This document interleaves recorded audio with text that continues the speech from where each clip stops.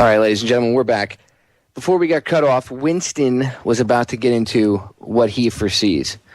And this is something that him and I off air have talked about multiple times. And other people have discussed it. But he's going to get a little more in-depth. And he's going to tell you what he foresees. And if it happens, then what to look for and, who to be looking for, I should say, and who to be looking at. So, Winston, go ahead. The floor is yours, my friend. Everyone should, notice for the last 15 or so years, Hollywood's been pushing certain themes in all hacker-related films. As far back as 15 years ago in the movie Hackers from 1994, you've got that. You've got the whole premise of that movie is a white hat security researcher developed a virus that's going to sink some oil tankers as a distraction for stealing some money, and then the attack gets blamed on hackers. Then you have Die Hard 4, which is another movie based on infrastructure attacks where hackers are attacking the critical infrastructure of the city. Then you have movies like Takedown, which is the Miramax picture, which is a fictionalized account of Kevin Mitnick, the hacker from California. And in that film, Kevin Mitnick hacks into a white hat security researcher, one of the good guys who worked with the government, and found a proof of concept virus that he wrote, which attacks SCADA systems and attacks industrial, nuclear plants, water lines, that type of thing. And these types of themes are prevalent throughout all these movies. And within the last several years, we've seen these actual white hat, government-funded, corporate proof of concepts tools start to come out for infrastructure attacks. On the most extreme examples are the Stuxnet virus and the Dooku virus, which have already been proven to come from governments and Israeli government and U.S. government sources. And then you'll have at every hacker conference that comes out, you'll have these floods of SCADA attack tools developed by not by black hat hackers, but by white hat security professionals who work for vulnerability firms, and they're simply developed and simply interested in getting their name out there and finding the latest vulnerabilities in these SCADA systems, because that's the latest buzzword around the information security system is SCADA protection and critical infrastructure protection. But all this is leading to is there's going to be a large-scale attack on SCADA systems, which will be false flagged by the New World Order, and it will be used, and they will end up doing exactly what the films had said they were going to do, and they're going to end up blaming hackers and throwing the anonymous matter on the attack. So when a large-scale SCADA attack does happen, don't look to basement-dwelling anonymous people. Look towards white-hat security professionals and their government contracting firms who are developing it and speaking at conferences about these attacks, because they're the ones who are spending the profit from patching the vulnerabilities and implementing the solutions for it. For a long time, the critical infrastructure aspects of society, like the nuclear power plants and the dams and the sewer pipelines and all that stuff, all those things used to never be internet connected. It's considered crazy if you don't consider making that a public-facing infrastructure. But as everything starts being given IP addresses, and even now washing machines are being given IP addresses, things end up on the internet. And even if a single outside machine can get compromised but sucked into this eternal network, then it is possible to worm through and get control of it, especially considering a lot of these SCADA systems are ridiculously simple, using programming languages and architectures from 20 years ago. And the reason is they were never meant to be internet facing, but they are now. And there's going to be an attack on them, and it's going to be backed by the government so that they can use it to continue to implement controls and restrict internet freedoms, get things like SOPA and PIPA and all sorts of other restrictive internet legislations passed under the guise of protecting society from these critical infrastructure attacks by these wily groups of hackers.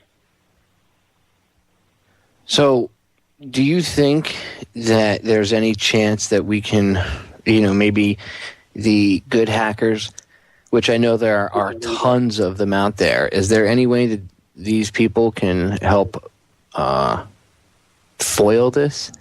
Somehow maybe leak plans if they hear of something, or if they maybe be on alert to all maybe the hackers that listen to this, because I know there's a large contingent of people that pull my the archives and stuff that are hackers.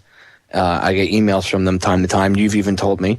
Do you think that they can maybe be more on alert and try to keep an eye out for this kind of stuff, see if there's any unusual stuff going on the back end? Because that's where you'd spot it, would be on the back end, correct?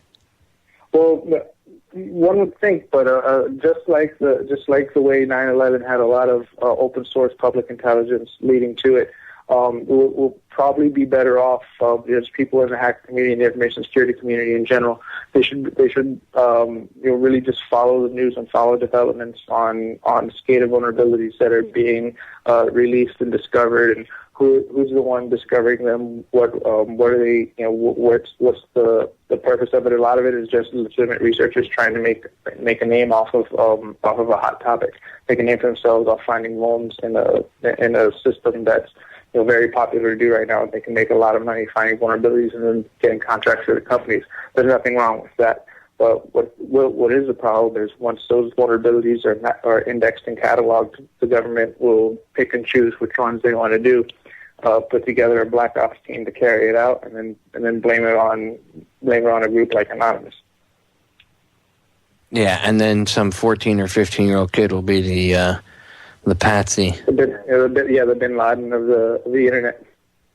Yeah, and they'll make them go down in history as the bad guy, when in reality it's not. It's unbelievable what's going on. 10 years ago, if you had told me this kind of stuff was going to happen, I would tell you that you were, you've watched too many. You've watched The Matrix one too many times, perhaps. Yeah, it's the same thing like with the Lone Gunman TV show regarding 9/11. There are all sorts of Hollywood movies. Predictive programming is what you're referring to. Mm-hmm. Yeah, exactly. It's they'll have topics in films and mainstream media, and mainstream film movies and TV shows about things like the Twin Towers getting blown up or planes getting hijacked and crashed into them years before 9/11. And so basically they're all they're going off these war game scenarios that have been developed, and SCADA attacks are one of the most popular war game scenarios right now for the federal government. Yeah, and if you notice all the games like Call of Duty and all these other games, where's the battlefield? 10 years ago, it used to be in the Middle East, or one of these former Russian provinces, Uzbekistan or Kazakhstan or whatever little stand. Not anymore. Now all the battlefield, even if it goes on anywhere else in the world, a large portion of it goes on right here in the United States. So, yeah, because once a large natural disaster or some kind of nuclear disaster, some kind of terrible catastrophe that takes place due to an attack on the SCADA infrastructure, then that's when the humanitarian aid troops will need to come out. Yeah, well, we need to beat this ahead of time. We need to, again, if those in the hacker community that hear this live broadcast later on, you pull the archive or you hear it on YouTube, keep an eye out, keep your ears out, guys, whatever sensors you use to, work and do your magic, keep an eye out on what's going on, because you guys will be what saves the day. If you guys want to know what's going to save the internet, it's going to be those 14 and 15-year-old kids out there. And, the older people, too, that do hacking and coding and everything else. It's going to be you people that help save the internet, okay? So keep your eyes open. Give out your warning one more time, just in case. Yeah, the main warning is to keep an eye out on SCADA system vulnerability publications. Keep an eye on who's releasing them, what type of vulnerabilities there are, what type of systems there are, and just and keep an eye out for government war game scenarios. They always advertise these types of scenarios when they're going to make them, when they're going to make a big thing of it. A lot of it goes unadvertised. And if you're working within government, keep an eye out for those red team, blue team type exercises. And eventually one of those might one of those contractors that are being brought in might have an agreement with some darker forces to be able to marshal some stuff in. So everyone has to be on their top diligence, not really, and mostly looking towards the inside, looking at the contractors and the intelligence connections of those involved in your research.